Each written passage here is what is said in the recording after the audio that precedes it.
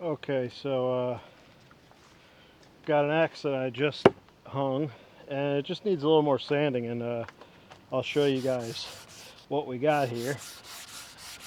This is a nice way to sand, by the way. You can get nice convex edges if you kind of wrap it around loosely. Yeah, uh, about this axe, I didn't do a perfect job, but I did a good job. I did a decent job. What I was really going for, ooh, it looks like I'm uncovering some curl here. This is ash, and it looks like I just found some curl in it. I'll show you that when oops. I'll show you that when I oil it up, which we'll do in this video as well. A little bright, so I didn't really check my. Oh, looks like you can't change the white balance if you start recording. That's a new lesson. Whoopsies. I just put those there, so haphazardly, just so you wouldn't see them, so you don't think I'm a slob. But you know what? The truth is, I am a slob. Bit of a slob. Yeah, this is pretty much there.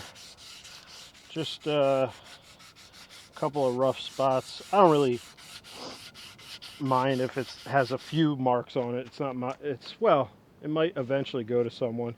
So when I need to, I can always smooth it out. But for right now, it's okay.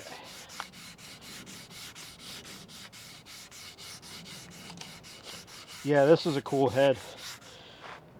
So I did make this handle, obviously, out of my own ash lumber. But I had a discovery on the axe head. I've had this axe head for a while. I didn't know what to do with it. I couldn't find a vintage handle for it that was of the same brand. So I decided let's just do it. Let's just use our own handle. And I think it looks pretty good. I guess we'll really see in a second when I oil this up. Now, I did try to do a grind that I don't usually do, and I fucked it up. I gotta be honest. I fucked up the grind. Um, First thing you do if you're gonna sand, you wanna burnish. Well, you know what? You could actually burnish after. I hear that the dust from sanding can fill in the pores. So let's try it without burnishing it first. Let's burnish it second after we oil it up. Oh yeah, this is gonna look good, I think. Oh, you can see a lot of vintage handles will have marks, tool marks. You know, they didn't always, when people made their handles, they did not make it look perfect. They just made it so it could work. I've noticed the obsession with perfection, and I think it has to be a customer-based education. Makers do it because customers complain about things like that. If you're buying a super expensive axe from someone who restores it, sure, you should be maybe you should want perfection, but that's just not how I do things most of the time. I have done it where I wanted to make it perfect, and I found out later that I missed some stuff, and I felt really bad about that. But the axe still worked. It's not like it didn't function because I missed a few markings. Yeah, this is gonna look real nice. Just wait till you guys see this bad boy. You do kind of jerk handles off while you're while you're oiling them. You do jerk handles off. I don't know if you guys knew that, but it's a little sensual. uh, I'm sick of jerking these handles off. They don't even. There's no reciprocation. I'm telling you, with these handles. You guys have seen how I am. My sense of humor. I guess I could be a little more nasty. I mean, that's who I am. I'm a little nasty boy. I'm a nasty little boy. Why is that so funny to say that? That the wedge on this is really cool. I'm excited to show you that. So yeah, you put You put your linseed oil on, you put your wax finish on, whatever it is. You want some friction, you want some burnishing action, and you want to remove as much as you can. It's the same as seasoning a cast iron pan. You don't want extra because then it gets sticky. Oh wow, this handle looks really nice. I'm actually a little surprised. It's not my fault that it looks nice. It's the lumber. This is a beautiful piece of lumber. And yeah, you can see here. I'll finally show you guys up close. You can see the little... Oh, where did the marks go? Here they are. Whoops. I'm real sweaty. Come on, what am I doing? What am I doing? Pretty good lumber quality. The run out is at a bad place though, I will say that, but a lot of people have been talking about this lately and they say it doesn't matter. I think it matters when it comes to trying to get the best quality lumber, but for guys who use a lot of axes, they get what they can, and that's it. They, you know, they're not going to complain when that's all they can get. Yeah, it's a little rough. It's a little rough in some places. I wish I kind of did my due diligence a little more. We'll swing it into something.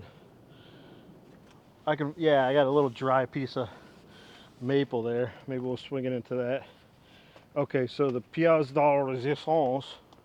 I have no idea what that. I don't know how to say that. I don't know what it means. And also, did I say I tried to do a banana grind? The grind is supposed to be a banana grind. I screwed it up. I'm so sorry to myself. It's my own standards. Nobody else has to meet your standards. You know, I think that it's easy to not get offended, but to say, oh, does that mean he judges me for something he doesn't like that he does? No. I just want things to go up to my standards that I make. Everybody else has their own standards, and it's important to stick to those because we all have our own niche, you know? We all have our reason to be here. And if we all had the same ideas, it would be boring as... Oh, shit. Am I in fucking... Yeah, if we all had the same ideas, motherfucker, talking shit and nobody's even looking. Nobody can even see. Anyway, yeah, if we all had the same ideas, content would be really boring. So we have to have differing opinions sometimes.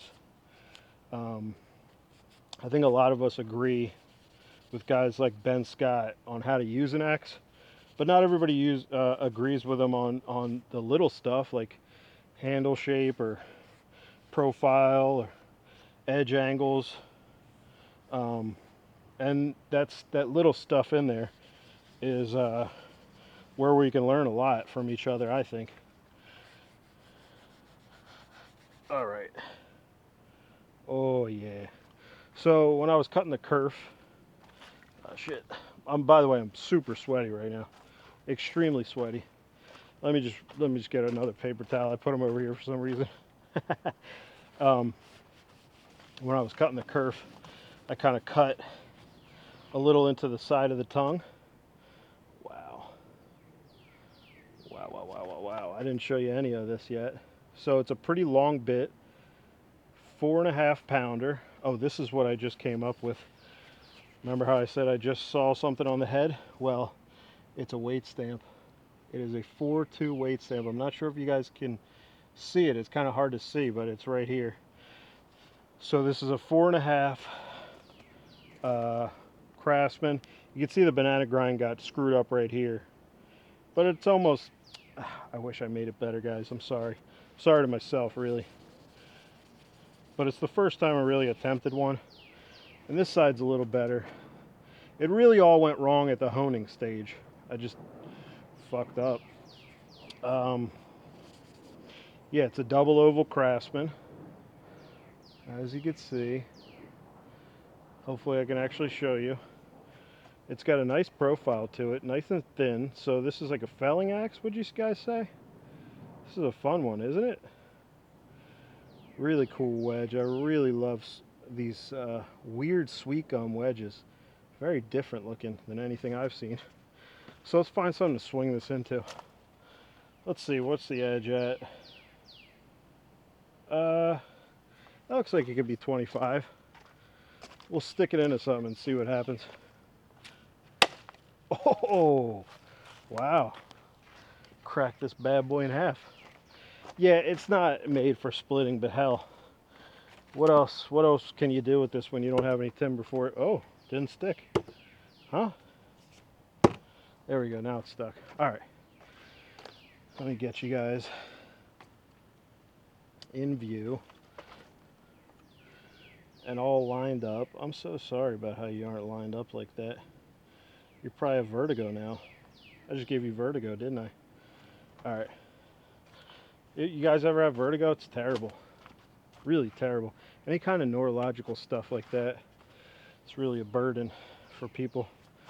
And you know what the funny thing about this is, I kind of like, oh, I'm not going to show you yet. Well, I show you with the thumbnail, so I just realized that. You'll see, you'll have already known what this is. So even if I don't show you, you got a good view.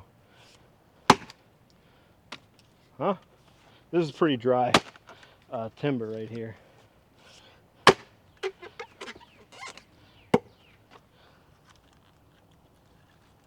Let's see if we could do this. Hiya.